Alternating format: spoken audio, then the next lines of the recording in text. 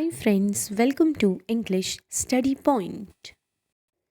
Today in this video lecture, I am going to discuss differences between French and American School of Comparative Literature.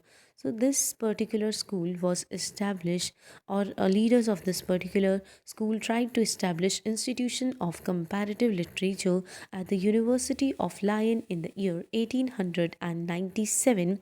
Then there is a leader of this particular school whose name is Fernand Boldensberger.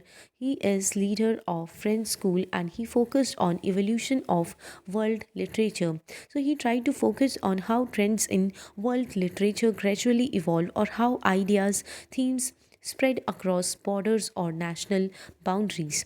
He also highlighted influence of literature on international cultural exchanges. That means he through this particular school he tried to propose ideas that how literature becomes a tool through which authors of certain culture can exchange information worldwide. Then there is a person whose name is Paul Van Thingam. He made distinction or he tried to distinguish between both types of literature, that means comparative literature and general literature. So, comparative literature, according to him, is the study of interrelations between two literatures, whereas general literature means, according to him, is movements and fashions which we see in several types of literature. This is called as general literature, according to him. Here is another person from the school, Joseph Text. He viewed literature having international influence. So, through these lines, he addressed literature as a part of world heritage and also he emphasized relations across borders. Here he focused on the interaction between literatures of different countries. Then there is another person whose name is Jean Marie Curie. She suggested biographies of authors also become medium to compare. With this, she wants to say that with biographical approach, authors' lives can also become mode of comparison. And she also gave importance to travel literature, production of travel literature, which ultimately helps in literary production and comparison. So, authors, when they travel, they try to collect experiences from the places that they traveled in, and their experiences can be compared with other authors who traveled. Then there is another person whose name is Rene Valek.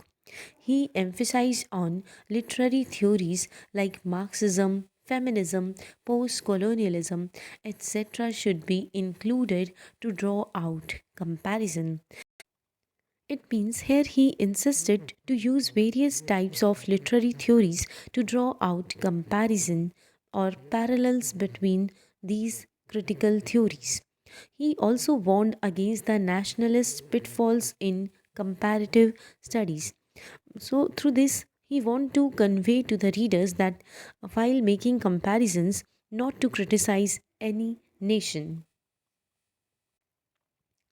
Clement Boldensberger, he focused on literary genealogy. It means he worked on tracing the lineage of literary themes and motives and also encouraged inclusion of less known works for a comprehensive comparisons. It means he wants to insert minor works or he made compulsory insertion of minor works for drawing out comparisons. Daniel Henry Pajox, he encouraged use of literary aesthetics. So he supported the close reading and aesthetics of texts in comparison and also favors cultural literature. That means here he argued for considering literature as part of a larger cultural phenomena.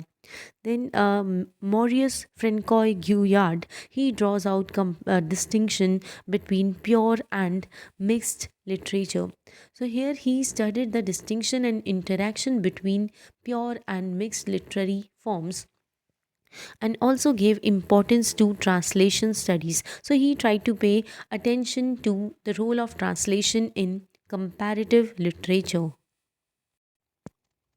Then there is a person whose name is Johann Wolfgang von Goethe. He expounded concept of Welt literature or world literature, and this particular thing became driving force behind comparative literary studies. And he learned things. It means he emphasized to learn things in a global context. That means he stressed the importance of reading text within a global literary context. And there are some common features that these leaders try to propose in order to make comparison. So these leaders suggested to us some sort of common features to draw out comparison between texts. First of all, they emphasize on structural analysis. That means whenever we are making comparison, we should use structures such as myths, tales, or units for literary comparison. Then another one is narratology. So here they try to examine structure of narrative across different sorts of literature. Third one is reader response. Also, they explore how different citizens receive and interpret text on the basis of their understanding. They make comparison, and their comparisons can vary because of their understanding level. Fourth one is social context. So, social background or condition of an era helps in literary production and reception, and through it, we are able to make comparisons or distinctions between different types of eras that is existing in different periods time periods. Problems in French School of Comparative Literature. Also, there are some flaws in this particular school. First of all, there is reduction of comparison to a study of sources, influences, causes, and effects.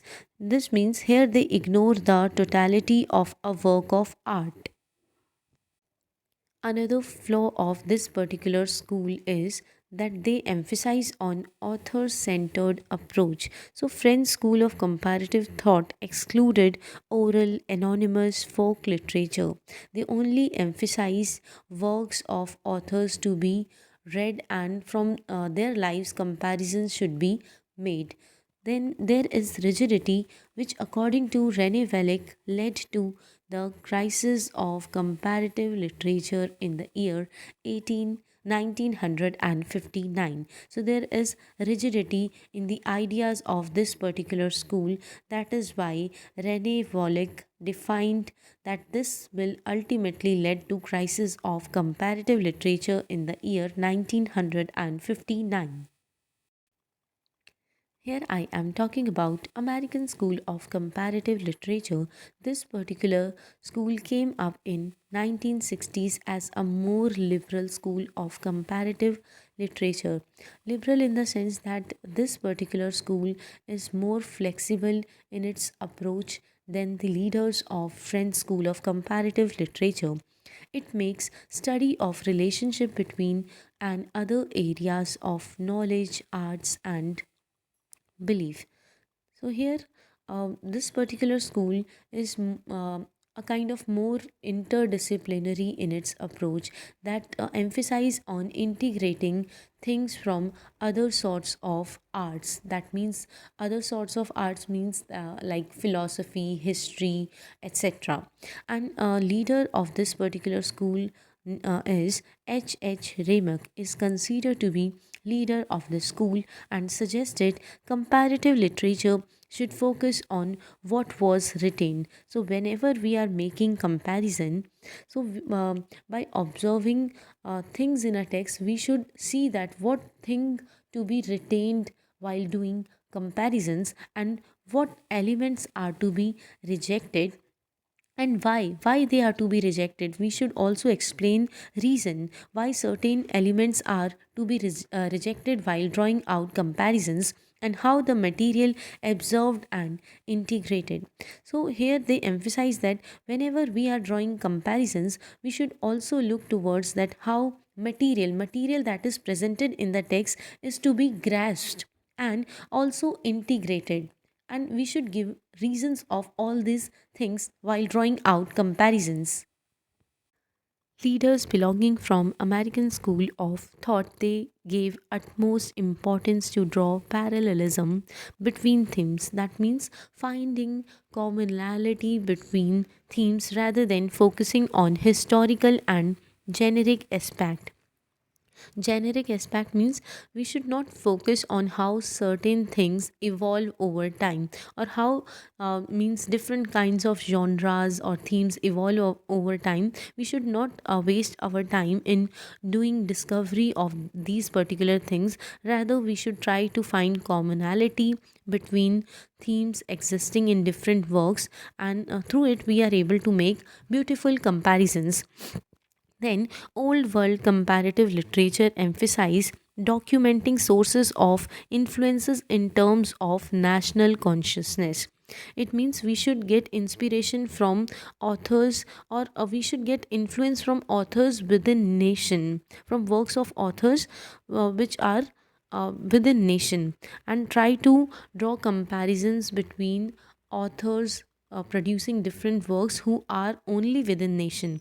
And whereas new world comparative literature, which is also called as American school of comparative literature, emphasize on documenting influences in terms of transnational terms.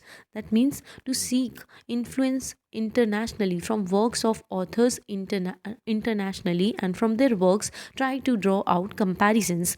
Since 1970s, American school of comparative literature has developed important theoretical concepts. It means in America, since 1970s, many theories emerged, and through with use of different types of theories, people are able to make their use while drawing comparisons, and thus they are making beautiful comparisons to enrich this comparative literature genre.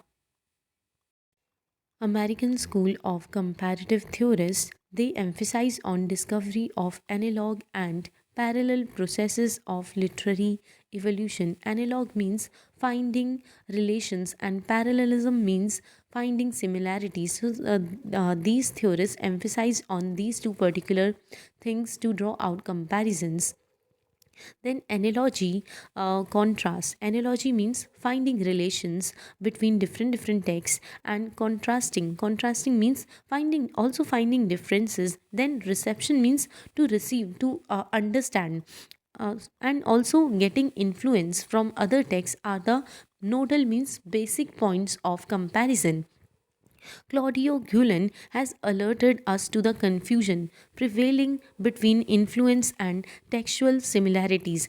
Influence means that we are getting impressed from certain works, so there is a confusion which is prevailed in the mind of readers who are reading. Influence means that we are getting impressed, and textual similarities means finding a kind of parallelism between text.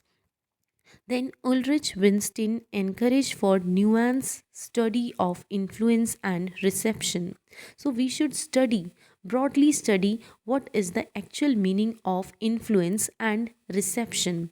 Reception means to understand things, and influence means getting impressed from works of different works of authors, and reception means to understand, and all on the basis of understanding to interpret also, which led to survival means survival of comparative literature, or which would ultimately lead to survival of comparisons that we are making. He noted phenomenal increase of interest in the theory, that people are getting very much interested in theories that is emerged during that particular time, and from different theories they are trying to make parallelism, also finding that they are also finding differences, and from similarities as well as differences they are trying to bring unique kind of comparisons. And also there is practice of translation. So translation also plays an important role in comparative literature. Then, at last, I must say that there is expansion of literary theory. Many theories kept on expanding into larger theoretical realms. Realms means larger theoretical fields of social sciences since the 1980s, which started to color comparative literature. And due to emergence of so many different types of theories, people are using these theories in order to draw comparisons and making comparative literature more colorful. Due to rapid contours of the discipline since the 1960s, it alarmed leaders of European or French school of comparative literature. This means when American school of comparative literature developed, it is very liberal in its approach, and many leaders from belonging from French or European school of comparative literature, they started getting influence from it, and also they started imbibing ideas from American school of thought. And with this they are also enriching their own sort of comparative literature that is described as old school of comparative literature. Then with this video lecture ends here. Hope this video lecture will help you in your UGC net English literature exams. Thank you.